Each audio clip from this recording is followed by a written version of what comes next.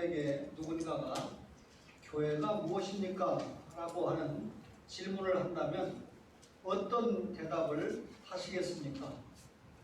당연히 성경 속에 있는 대답을 우리가 해야 되겠지요.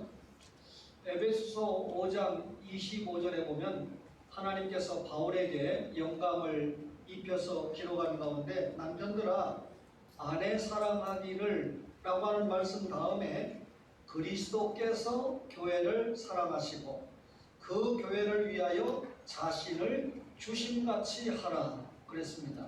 이 말씀을 보면 주 안에서 맞이한 아내에 대해서 남편이 교회를 사랑하신 것처럼 그리고 교회를 위해서 주님이 자신을 주신 것처럼 아내를 사랑하라 라고 하는 말씀인데 여기에 이 교회가 도대체 무엇을 말하는 것일까요?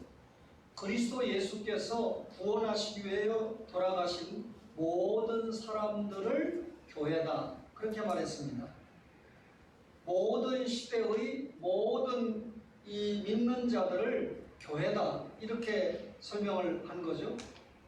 구약시대에 하나님은 자신의 백성을 교회로 생각하셨습니다. 신명기 4장 10절에 보면 여호와께서 내게 이르시기를 나에게 백성을 모으라 내가 그들에게 내 말을 들려주어 그들이 세상에 사는 날 동안 나를 경외함을 배우게 하며 그 자녀에게 가르치게 하리라 그랬습니다. 영감의 기록자 모세가 하나님께서 그에게 말씀하시기를 내 백성을 모으라 나에게 백성을 모으라 그랬는데 이 백성을 모으라 하니까 우리는 쉽게 이해가 안 되는데 원문에 보면 카할 교회라고 하는 단어를 사용을 했습니다. 우리가 구약에서는 카할 신약에서는 에클레시아라고 하는 것이 교회의 대표적인 이 단어인데 교회라고 하는 말을 사용을 했어요. 그러면 교회가 무엇입니까? 한마디로 말하면 신약 성경에서 구약의 이스라엘 백성을 교회라고 말했고 스데반 집사님이 광야 여정 중에 있는 이 택자들을 광야 교회다, 구약 교회다 이렇게 설명을 했습니다. 그렇다면 교회는 어떤 조직을 말하는 것이 아니고요. 성직자들의 모임이 교회도 아닙니다. 당연히 건물을 교회라고 말하지도 않았습니다. 그러면 우리가 성경적인 대답이 뭡니까? 교회는 성도들의 모임이다. 하나님께서 불러내신 신자들의 모임이 교회다. 그 말이죠. 한마디로 교회는 곧 성도들을 말합니다. 이 자리에 앉아있는 여러분과 저가 하나님의 구원받은 성도들이니까 교회고 편의상 다른 교회와 좀 구별하기 위해서 초원교회 성도들이다 이렇게 말하는 것이죠.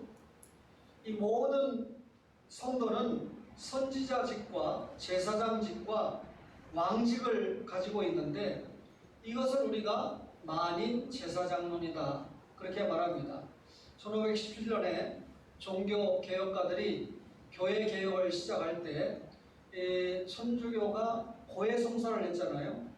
어떻게 우리가 친구에게 고해성사를 하느냐? 우리가 직접 주님 앞에 예수 공로에 의지해서 나가서 우리의 죄를 고하고 용서받을 수 있다. 이렇게 생각하고 나온 것이 만인 제사장주의 아닙니까?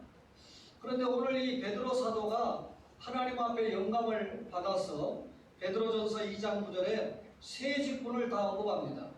너희가 왕같은 제사장들이다. 그러면 그 속에 왕도 있고 제사장이라는 말이죠. 그 다음에 마지막에 보면 아름다운 덕을 선포하게 하려 하심이라. 아름다운 덕은 하나님의 말씀을 선포하게 하심이라. 선지자 사명을 말씀하고 있는 것입니다. 이 한 구절 속에 왕과 선지자와 제사장, 성도가 가지는 삼중의 직분을 베드로 사도가 다 기록을 했다는 것이죠. 원래 하나님께서 인간을 창조하실 때 창세기 1장 27절에 보면 하나님의 형상대로 지음을 받겠죠. 왜 우리가 하나님의 형상대로 지음을 받았을까요? 하나님의 뜻을 선포하고 알리는 선지자 사명 때문에 그렇습니다. 그리고 그 다음에 1장 28절에 보면 문화적인 명령 속에 다스리라 라고 하는 왕직을 명했고, 그리고 또 사람과 사람 사이에 해야 될 모든 일들을 계시한 교제, 제사장의 사명을 언급을 했습니다. 그렇다면 최초로 지음받은 사람은 왕직과 선지자직과 제사장직을 통해서 문화적인 사명을 감당해야 되는데 문제가 생겼잖아요. 아담이 범죄 타락함으로 말미암아 여러분 문제가 생겼는데, 그럼에도 불구하고 하나님께서 구약의 이스라엘 백성들을 위해서 선지자, 제사장, 왕직을 부분적으로 회복을 시켜주셨습니다. 그런데 예수님께서 이 땅에 오셨거든요. 그런데 예수 그리스도 기름 부음 받은 자, 누가 기름 부음 받죠? 왕과 선지자와 제사장 아닙니까? 그래 예수님은 완전한 왕, 완전한 제사장, 완전한 선지자입니다. 왜 그렇죠? 예수님은 우리와 달리 죄가 없는 분이기 때문에 그렇지 않습니까? 예수 믿는 신자는 누구든지 예수님 닮기 시작합니다. 원래 인간에게 주어진 역할, 왕과 선지자와 제사장직을 회복하기 위해서 완전한 예수님을 닮아가게 하는 것이죠. 따라서 부족하지만 우리가 선지자, 제사장, 왕의 역할을 시작을 하는 것입니다. 오늘 그리스도인은 선지자다 그랬는데 구약의 선지자의 역할을 신약의 사도들이 감당을 했습니다. 구약의 선지자와 신약의 사도는 하나님의 말씀을 전하고, 선지자 역할이죠. 그리고 하나님의 말씀을 기록하는 역할까지 감당을 했습니다. 신약의 사도들은 자신들의 인생이 끝나가는 말기에 성경 말씀을 더욱 강조했습니다. 사도들이 죽은 다음에는 기록된 성경 말씀을 통해서 성도들이 신앙생활을 잘 할 수 있도록 권고를 한 것인데요. 여러분, 이것을 위해서 사도들이 여러 성경 구절에 충성을 담은 권면을 했는데, 디모데후서 2장 15절에 보니까 너는 진리의 말씀을 옳게 분별하며 부끄러운 것이 없는 일꾼으로 인정된 자로 자신을 하나님 앞에 드리기를 힘쓰라 그랬습니다. 하나님의 말씀을 잘 분별해야 된다 그랬고, 그 분별된 말씀 속에서 부끄러움이 없는 일꾼으로 자신을 하나님 앞에 드려야 된다. 하나님의 뜻에 입각해서 자신을 드리지 못하면 바른 선지자 사명을 감당할 수가 없다 그 말입니다. 디모데후서 3장 16절에 보면 모든 성경은 하나님의 감동으로 된 것으로 교훈과 책망과 바르게 함과 의로 교육하기에 유익하니 그랬습니다. 하나님의 말씀에 교훈, 책망, 바르게 함, 의로 교육하기에 유익하니 이 말씀을 잘 전하고 가르치면 선지자 사명을 감당하는 것이라는 뜻이죠. 베드로후서 1장 19절 이하에 보니까 또 우리에게는 더 확실한 예언이 있어 어두운 데를 비추는 등불과 같으니 날이 새어 샛별이 너희 마음에 떠오르기까지 너희가 이것을 주의하는 것이 옳으니라. 먼저 알 것은 성경의 모든 예언은 사사로이 풀 것이 아니다. 하나님의 말씀을 주의해야 되고 그 성경 말씀을 사사로이 풀으면 이단되는 거죠. 그렇죠? 이 하나님의 말씀을 성령님께서 기록자들에게 영감을 입혀서 하나님의 뜻을 기록한 거 아닙니까? 그러니까 하나님의 뜻대로 성경을 해석하기 위해서 신학이 필요한 것이고, 따라서 여러분에게 하나님의 말씀을 가르치는, 강도하는 목사나 사역자는 신학이 튼튼해야 됩니다. 특별히 교회 신학이 튼튼해야 된다라고 하는 것을 말하는 것이죠. 구약의 선지자들과 사도들이 전한 말씀은 이제 성경에 다 기록되었잖아요. 여러분과 저는 신구약 66권을 다 정경으로 가지고 있지 않습니까? 이 기록된 말씀을 바로 전한다면, 가르친다면 선지자 역할을 하는 겁니다. 우리가 세상을 향해서 복음을 바로 전하고 있다면 그 누구보다도 선지자 역할을 하고 있는 것이죠. 우리가 어떤 사람에게 진실되게 하나님에 대해서 잘 알려주고 그리고 가르치고 있다면 역시 선지자 역할을 감당하는 것입니다. 전도를 할 때, 하나님의 말씀을 나눌 때, 그리고 그 말씀을 가르칠 때 무엇보다도 선지자 역할을 감당하는 것입니다. 또한 중요한 것은 우리의 거룩한 삶을 통해서 하나님의 아름다운 덕을 선포한다면 역시 선지자 역할을 감당하는 것입니다. 그러니까 예수 믿는 신자는 누구든지 선지자적 사명을 감당하는 것입니다. 무엇으로요? 하나님의 말씀을 전하고 가르침으로. 또 우리의 행함을 통해서 저 사람이 예수 믿는 사람이니까 다르구나. 예수 믿는 사람이기 때문에 저렇게 말하고 저렇게 행동할 수밖에 없구나 라고 하는 것이 여러분 선지자 역할을 감당하는 것이다 그 말이죠. 그리스도인은 제사장이다 그랬는데 우리를 왕같은 제사장이라고 했습니다. 우리가 드리는 거룩한 제사는 거룩한 제사, 우리의 삶을 말하는데요. 예수 믿는 신자를 성도라고 그러잖아요. 이 거룩한 우리에게 따라오는 삶은 예수님을 닮아가는 거룩한 삶입니다. 베드로전서 2장 5절에 너희도 산돌같이 신령한 집으로 세워지고 예수 그리스도로 말미암아 하나님이 기쁘게 받으실 신령한 제사를 드릴 거룩한 제사장이 될지니라 그랬습니다. 우리가 신령한 제사를 드리는 거룩한 제사장이 되어야 된다. 제사장은 성소에 들어가잖아요. 오늘 여러분과 제가 구약적으로 말하면 직접 성소에 들어왔습니다. 지금 하나님의 존전에 직접 나와왔다는 말이죠.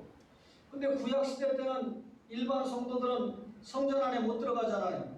제사장이 제사장이라는 특정 인물을 통해서 하나님께 나아갔습니다. 그렇죠? 그런데 우리는 직접 하나님 앞에 나아갑니다. 직접 하나님 앞에 나와서 대화하고 예배를 드린다 그 말이죠. 그래서 히브리서 기자는 히브리 10장 19절에 우리가 예수의 피를 힘입어 성소에 들어갈 담력을 얻었나니 하나님과 인간 사이에 죄 때문에 막힌 담이 생겼습니다. 이거 누가 허물어 버렸죠? 예수님이 우리의 죄짐을 다 짊어지고 십자가에서 대신 속죄함으로 우리의 죄값을 치러주었습니다.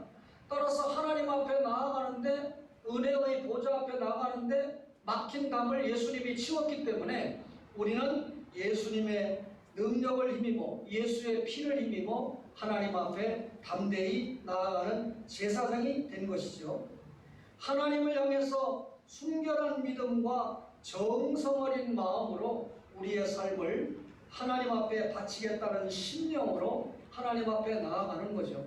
사실 목사나 여러분들이 천국을 믿잖아요. 영생을 믿잖아요. 얼마나 감사합니까?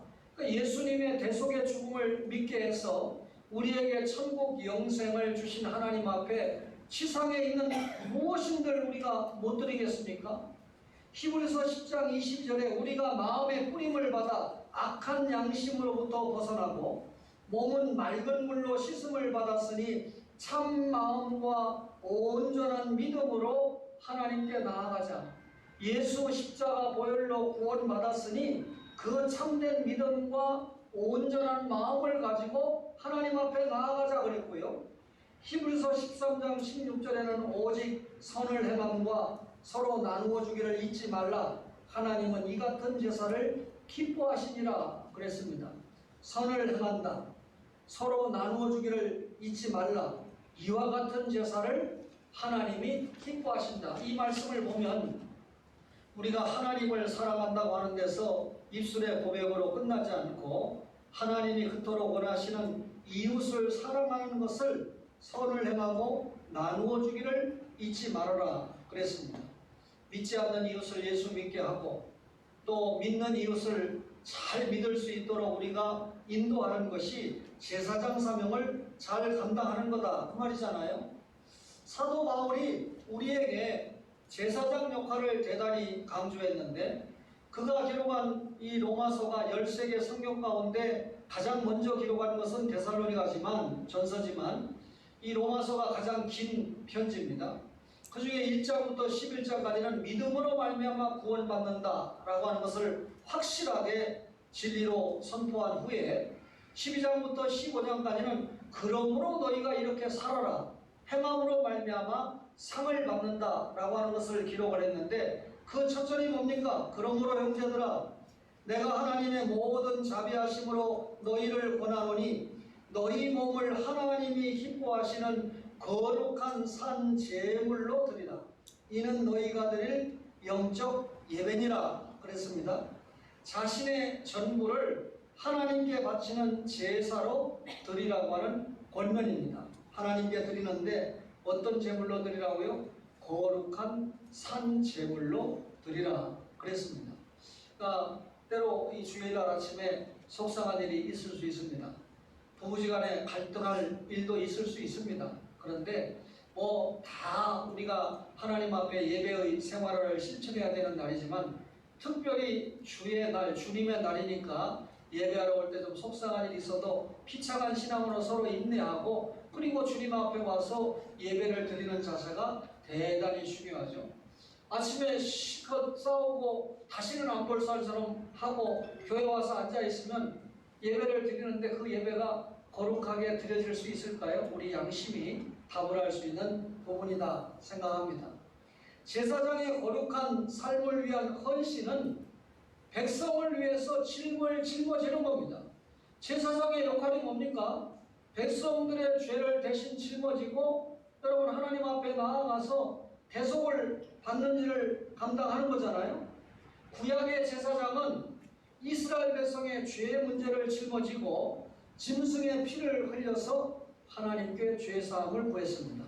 그때 죽어서 흘려지는 짐승의 피가 갈보리 언덕에서 흘릴 예수 그리스도의 십자가의 피를 예표하는 것 아니겠습니까? 예수님께서 이 땅에 제사장 중에 제사장인 대제사장으로 오셔서 자기 백성의 죄와 질고를 다 대신 짊어지셨습니다. 예수님께서 이 땅에 오신 후에 우리는 예수 믿고 구원받아 형제 자매들의 어려움에 동참을 합니다. 여러분, 이 그리스도를 머리로 하는 하나의 지체인 우리 성도가 고통과 아픔을 당할 때 그 고통과 아픔을 당하는 형제와 함께 한다면 제사장 사역 감당하는 거예요. 그들을 위로해 준다면 어려움을 당하고 있는 성도에게 기도하고 다가가서 신방하고 또 마음의 위로 혹은 물질의 위로까지 필요하다면 전하면서 돌보아주는 것이 제사장 사명을 감당하는 것입니다. 당연히 그들을 위해서 내가 할 수 없는 일을 하나님이 좀 이루어 달라고 기도할 때 제사장 사명 감당하는 것이죠. 어떤 경우든지 그들에게 도움을 줄 때 제사장 사명 감당하는 것입니다. 이 정도가 아니고요. 성도와 성도 간의 진정한 교제를 하고 나누고 기도한다면 이건 역시 다 제사장 역할을 감당하는 것입니다. 저는 기도하면서 푸틴을 만나는 이 지도자로 만나주는 지도자들은 용서하세요. 정신병자다. 제가 그렇게 생각합니다. 지금 튀르키예가 6.25 때 우리나라를 도와준 나라였지만 지금 이슬람화된 나라 아닙니까? 또 내일 모레 또 만난다고 하죠. 또 공산권에 있던 어떤 누구도 만난다고 지시하죠. 소위 이 왕따라고 하는 말이 있는데 저렇게 세계 질서를 어지럽히고 인권을 경시하고 인명살상을 우습게 생각하는 저런 지도자 아닌 지도자들은 국제적으로 왕따를 시켜야 됩니다. 그 왕따 지도자를 만난 백성들이 할 수 없이 구약시대 때 왕을 잘못 만나면 백성들이 고통을 받거든요. 정치적으로, 경제적으로, 문화적으로 여러 가지 면에서 고통을 받을 때 다시는 그런 지도자가 생기지 않도록 백성들이 정신을 차린다면 하나님의 뜻이 드러나는 것이다. 그렇게 알고 저는 기도합니다. 주님, 저 푸틴을 세계 똥파리의 최대 똥파리로 등장이 됐는데 하나님께서 어떻게 치워주시기를 원합니다. 솔직한 저의 기도예요. 오해하지 마세요, 여러분. 제사장 역할을 잘 감당해야 됩니다. 세 번째가 그리스도인은 왕이라는 거죠. 우리는 그리스도의 왕적인 통치에 동참하고 있는데요. 여러분과 저가 구원받았을 때 주님께서 에베소 2장 6절에 우리를 함께 일으키사 그리스도 예수 안에서 함께 하늘에 앉히셨다 그랬습니다. 여러분, 언제 어느 때 우리가 이 세상 떠나도 주님과 함께 천국에서 영생 그리고 세세토록 왕노릇 하잖아요. 자, 이 세상에 우리를 대항해서 배치된 악한 권세를 가진, 영적으로 악한 권세를 가진 자들이 있는데, 이 사막이죠. 사탄, 마귀, 귀신, 이것들이 있는데, 여러분, 우리는 그런 권세 위에 계신 예수 그리스도의 권세에 참여했다는 말입니다. 그래서 에베소 6장 10절에 우리의 씨름은 혈과 육을 상대하는 것이 아니요 통치자들과 권세들과 이 세상의 세상 주관자들과 하늘에 있는 악한 영들을 상대하는 것이다. 그렇게 설명하고 있습니다. 하나님께서는 우리에게 이 땅에서 교회와 많은 영역의 작고 큰 일에 권세를 주셨습니다. 우리가 교회 안에서 주님의 일을 할 때도 교회 밖에서 주님의 일을 감당할 때 많은 크고 작은 권세를 우리에게 주셨습니다. 형제 자매가 우리의 권면을 받고 삶의 변화가 있도록 했다면 우리는 당연히 하나님 앞에 왕직을 감당한 것입니다. 여러분, 때로 목사가 사람을 만나고 교회 직분과 관계없어요. 평신도라 할지라도 그의 언어나 그의 행위가 하나님 앞에 진실되면 배우게 됩니다. 순복하게 됩니다. 일전에 제가 여러분이 잘 아는 이성호 교수님과 그분의 세 제자가 심성현, 정중현, 신상원 목사 아닙니까? 신상원 목사를 빼고 세를 만났을 때 스승이지만 단 한 번도 제자들에게 반말을 사용하지 않고 제자가 말을 할 때 경청을 하고 그리고 그 뜻을 수용하고 구하는 모습들을 보면서 제가 그 모임 자체에서 감동을 받았습니다. 아, 이분들은 서로 만나서 이 선지자와 제사장과 특별히 왕적인 사역을 잘 소통으로 감당하고 있구나. 우리가 어떤 사람을 위해서 기도를 합니다. 또 권면을 합니다. 그러면서 그의 삶에 변화가 있다면 우리가 왕적인 사역을 감당하는 거예요. 특별히 장로님들과 안수집사님과 권사님들은 소위 누가 뭐라고 해도 교회의 중직이기 때문에 교회의 질서를 위해서 역할을 해야 됩니다. 그것이 왕직을 감당하는 것이죠. 목사가 하나님의 말씀을 전하는데 누가 방해를 한다든지 비난을 한다든지 하면 여러분, 교회가 바르게 성장해 갈 수 없습니다. 목사가 바르게 말씀을 전할 수 있도록 질서를 세워주는 것이 여러분 이 중직자들의 왕직을 감당하는 자세죠. 예수 처음 믿는 사람들이야 이런 설교를 들어도 왕직이나 선지자직이나 제사장직을 잘 이해하지 못하죠.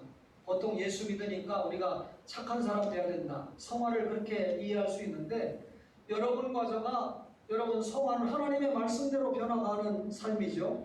그 중에 주님은 뭘 원합니까? 네가 그 변화하는 중에 그리스도를 담는 중에 특별히 그리스도의 완전한 왕직과 제사장직과 선지자직을 감당해라.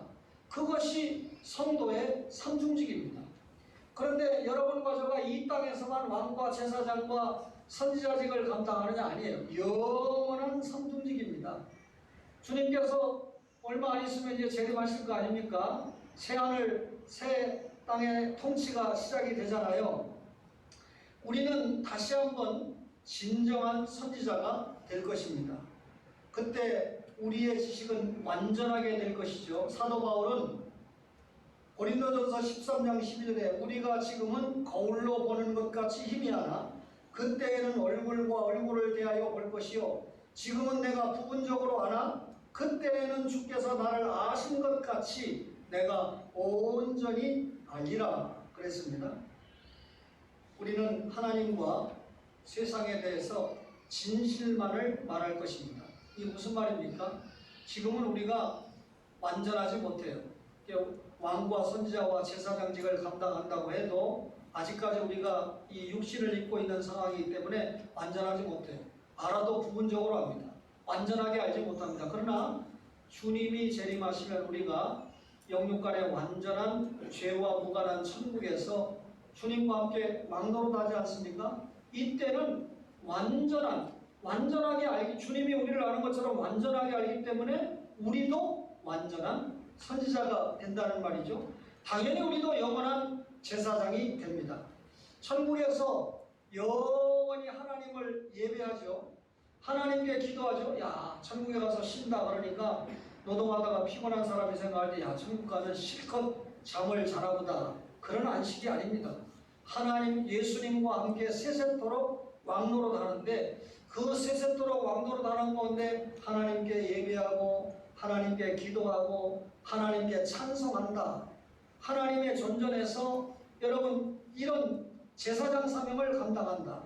계시록 22장 3절 이하에 다시 저주가 없으며 하나님과 그 어린 양의 보좌가 그 가운데 있으니 그의 종들이 그를 섬기며 예배하며, 그 말이죠. 그의 얼굴을 볼 터이요 그의 이름도 그들의 이마에 있으리라 그랬습니다. 천국에 가면 우리가 영원한 제사장 노릇합니다. 뿐만 아니라 영원한 왕노릇해요. 우리가 천국에 가면 자신을 지속적으로 드릴 것이면서 우리가 하는 모든 것이나 가진 모든 것을 우리가 가장 존귀하게 여기는 그분께 드릴 것입니다. 우리는 하나님 밑에서 우주 만물의 통치에 참여할 것인데요. 우리는 그분과 함께 영원히 통치할 것입니다. 요한계시록은 다음과 같이 우리의 미래를 설명합니다. 계시록 22장 5절에 다시 밤이 없겠고 등불과 햇빛이 쓸데없으니 이는 주 하나님이 그들에게 빛이십니다. 그들이 세세토록 왕노릇 하리로다 그랬습니다. 여러분, 그리고 왕 밑에서 왕노릇 하는데, 여러분 실제로 우리가 요즘 보면 대통령보다도 그 밑에서 왕노릇 하는 사람들이 얼마나 센지 모릅니다. 일부 예배 잠깐 얘기했지만 제가 어느 장례식의 조기를 보고 이 관계자에게 물었어요. 이 국세청장이 높습니까? 인천광역시장이 높습니까? 인천광역시장이 들으면 좀 기분 나쁠 수 있는데 난 잘 모르겠어요. 근데 나는 당연히 300만을 인도하는 시장이 높다고 생각했는데 국세청장이 훨씬 높지요. 그러면서 부연 설명을 해요. 국세청장은 온 기업에 가면 온 기업이 떱니다. 우리나라가 아직도 세무행정에 있어서 안전하게 투명하지는 않은 것 같아요. 또 사업하는 사람들마다 이거 세금 낼 거 다 내면 우리 망합니다. 이런 소리를 하는데 언제쯤 이게 선진화되고 선진국이 될지 기대하는 바가 큽니다. 여러분들 어떻게 생각할지 모르지만 프랑스가 지금 연금 개혁 때문에 난리가 났어요. 우리는 벌써 난리가 났어야 될 일인데 아직까지 아무도 시작하지 못했는데 저 이 정부 찬양하는 거 아닙니다. 그거 하나만 제대로 좀 손을 대도 뭔가 좀 인정을 받을 수 있다. 포퓰리즘 때문에 표 안 나오는 건 절대 손 안 대잖아요. 여러분, 제가 그렇게 여러분에게 기도하자고 그랬는데 이제 뭐 여러분 아들이나 딸 말할 것도 없고 손자 손녀 때 가면 이렇게 많은 채무다 어떻게 할 겁니까? 받는 거 좋아하다가 지금 이게 보통 문제가 아니잖아요. 눈앞에 다가오고 있는 일입니다. 주님 재림하시기 전에 엄청난 이런 문제들이 우리 앞에 닥치지 않을까. 그러니까 정말 이 정당의 목적이 정권을 잡는 것이 아니고 정말 백성들을 위한 정당으로 변모를 한다면 여러분의 표는 지역과 정당과 보수진보 관계없이 그렇게 백성들을 사랑하고 국민을 사랑하는 지도자를 뽑는 데 가야 나라가 잘 되고 경제가 잘 되고 인권이 존중되고 그래야 조국의 교회가 세계를 향해서 구령도 하고 양육도 할 것 아니겠습니까? 여러분, 그런 차원에서 설교를 이해하시고 왕노릇을 해야 됩니다. 계시록 3장 21절에 이기는 그에게는 내가 내 보좌에 함께 앉게 하여 주기를 내가 이기고 아버지 보좌에 함께 앉은 것과 같이 하리라. 계시록 소아시아 7교회 이기는 그에게는 다 이렇게 하겠다. 여러분과 저가 이기고 하나님의 보좌에 함께 앉는다. 왕노릇한다. 그 말이죠. 사도 바울이 같은 맥락으로 고린도전서 6장 2절에 성도가 세상을 판단할 것을 너희가 알지 못하느냐. 세상도 너희에게 판단을 받겠거든 지극히 작은 일 판단하기를 감당하지 못하겠느냐. 그 말입니다. 교회에 문제가 없을 수는 없어요. 문제가 일어나면 당회에서 해결을 해야 됩니다. 장로가 있는 교회는. 그럼 당회에서 뭐 다 100% 만족할 수 없죠.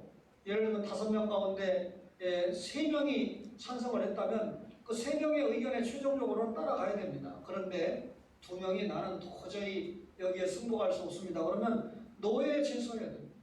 그 노회에서 재판국을 열어서 판결해서 승복을 해야 되는데 나는 노회도 승복할 수 없다. 그러면 총회 재판국으로 올라갑니다. 그게 이제 대법원이죠.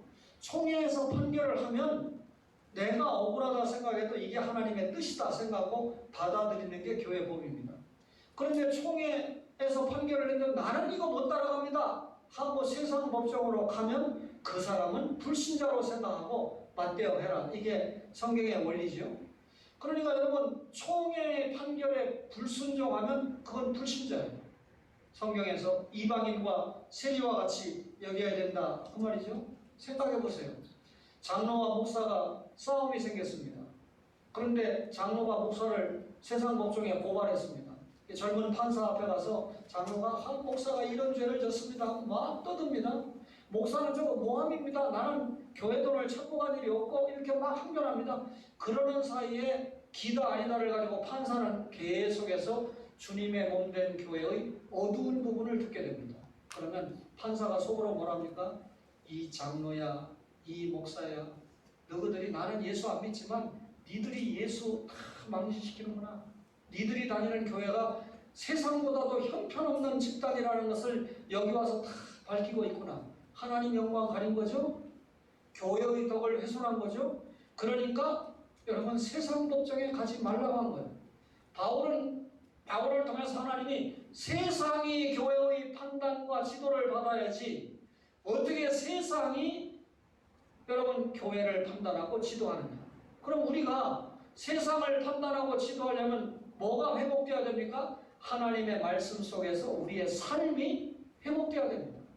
예수 믿는 사람들이 왕과 선지자와 제사장 직분을 잘 감당할 때 세상을 지도할 수 있는 힘을 가지게 된다. 그 말이죠. 우리는 선지자, 제사장, 영원한 왕의 사명을 감당하게 될 것인데 천국에서 감당할 이 3가지 직분을 지상에서 우리가 이미 시행하고 있는 거 아닙니까? 그러면서 우리가 그리스도에게 복종하는 거 아닙니까? 여러분 예수님이야말로 완전한 최고의 왕이고 선지자고 제사장이기 때문에 그분에게 순복하면서 그분이 구원받은 우리에게 맡겨주신 그 직분을 감당해 가고 있는 것입니다. 설교를 전하고 들으면서 우리가 누구인지 바로 알고 살아야 됩니다. 예수 믿기 전에는요 우리가 도무지 알 길이 없었잖아요. 그러나 이제는 우리에게 진리의 말씀이 주어졌습니다. 하나님은 이제 나를 원래의 소중한 존재로 회복시키고 계십니다. 범죄하기 이전의 왕과 제사장과 선지자 제일 아담이죠. 제일 아담이 이것을 잃어버렸는데 제일 아담인 예수님이 오셔서 완전한 선지자 제사장 왕을 여러분 회복하셨잖아요. 그리고 우리가 그분을 닮아가는 것이 성화의 목적이니까 결국 우리가 예수님을 닮아간다는 것은 그의 왕직과 선지자직과 제사장직을 회복해서 감당한다. 그런 의미입니다. 하나님께서 우리를 부르셨다. 그냥 부르신 게 아니고요. 선지자와 제사장과 왕으로 부르셨습니다. 따라서 자기 자신을 생각할 때 적어도 나는 하나님의 왕으로 선지자로 제사장으로 부르셨다라는 의식을 가져야 되는데 남과 자신을 비교해가지고 열등의식을 갖거나 남들과 습관적으로 자기를 비교하는 그런 습관을 가지면 안 됩니다. 자기 남편도 다른 남편과 비교하고 아내도 다른 아내와 비교하고 그러면 안 되죠. 여러분 오히려 하나님과의 관계에서 나를 생각해야 됩니다. 늘 하나님과 나와의 관계가 어떤 관계 속에 있는가? 어떤 관계입니까? 언약 관계죠. 구원 관계죠. 여러분 부자 관계죠. 하나 관계 아닙니까? 따라서 우리가 선지자로서 제사장으로서 왕으로서 생각해야 합니다. 이 선지자, 제사장, 왕의 이 직분을 우리 선배들 가운데 일부 이해를 잘 못해가지고 한국교회가 막 부흥하니까 70년대, 80년대 목사 자신이 왕이고 선지자고 제사장이라고 생각해서 그 왕적 사명을 특별하게 감당한 사람이 있어요. 그래서 막 교인들에게 설교하면서 막 욕을 하고 그리고 조금만 잘못하면 소리 지르고 패대기 치고 꺼져 나가 뭐 이렇게 하는 그건 왕적 사역을 감당해야 되는데 잘못 감당한 거죠. 저의 선생님인 박병신 목사님은 중고등부 지도자들에게 전도사들에게 어린이들이 말을 안 듣고 한다고 구타를 하거나 아이들에게 욕을 하는 것은 지도자로서 자격이 없다. 그렇게 가르치셨습니다. 말씀에 근거해서죠. 여러분과 저가 왕과 선지자와 제사장적 사명을 감당할 때 여러분 혹이라도 성도와 성도 간에 욕설을 하거나 혹은 폭력을 행사하거나 어린아이들에게 여러분 매질을 하거나 그런 일을 하면 안 됩니다. 여러분 우리가 교만할 이유가 하나도 없습니다. 내가 제사장이나 왕이나 선지자의 모습을 원래의 모습으로 찾기 시작한 것 자체가 내 능력이나 내 실력으로 된 것이 아니고 전적으로 하나님의 은혜고 그리스도의 공로이기 때문에 그렇습니다. 제가 이제 은퇴할 때가 다 되니까 여러분 살아온 길을 조금 특별한 분들은 알잖아요. 그러면서도 제가 이번에 어떤 기념 강좌에 1번 이 타자가 됐다는 것은 저는 하나님의 엄청난 뜻이 있다 이렇게 믿고 지금 그 연구하는데 굉장히 자료가 없으니까 힘든 가운데 있습니다. 그렇게 어려운 중에 있었지만 이 모든 것이 하나님의 은혜라고 고백할 수밖에 없었던 것은 저와 함께한 여러분들 때문에 그렇습니다. 나중에 만난 분들은 제가 살아온 목회의 걸음을 잘 이해하지 못하는 분들도 있지만 제가 인간적으로 하나님의 말씀 가운데 성경 구절에서 깨달은 것이 아니고 목회하면서 깨달은 것은 내가 예수님의 피값으로 사는 사람이지 남의 죄값으로 사는 사람이 아니다. 저와 제 아내는 그거 하나 때문에 버텼습니다.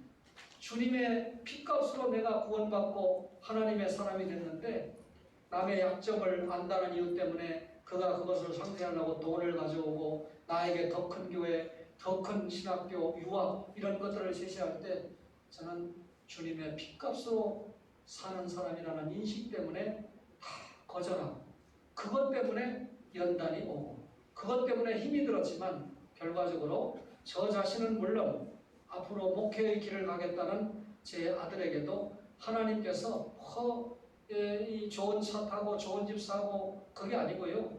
하나님의 아들로 하나님의 자녀로 살아가는데 길을 열었다라고 하는 생각을 해서 행복합니다. 사랑하는 주원의 가족 여러분, 우리는 제사장과 선지자와 왕적인 사명을 감당하는 것이 너무나 주님 앞에 감사하기 때문에 감사하면서 살아야 돼요. 우리가 하는 어떤 일은 어떤 경우든지 왕적 사명이거나 제사장적 사명이거나 선지자적인 사명 세 가지 중에 하나를 감당하는 것입니다. 그럼에도 우리는 여전히 죄인이고 아직도 많은 문제를 안고 살아가고 있습니다. 그렇다고 할지라도 우리는 하나님의 자녀로서 정말 천하보다 귀한 소중한 존재라는 것을 기억해야 됩니다. 너무나 소중한 존재라는 것을 잊지 말고 항상 감사하면서 하나님께서 우리를 통해서 감당하기 원하시는 왕과 선지자와 제사장 사명을 실제로 내가 왕이다, 선지자다, 제사장이다 하는 의식을 가질 때 사명을 감당할 때는 왕적 사명, 제사장적 사명, 선지자적 사명을 감당해서 하나님을 기쁘시게 하는 여러분과 저가 되기를 간절히 바랍니다.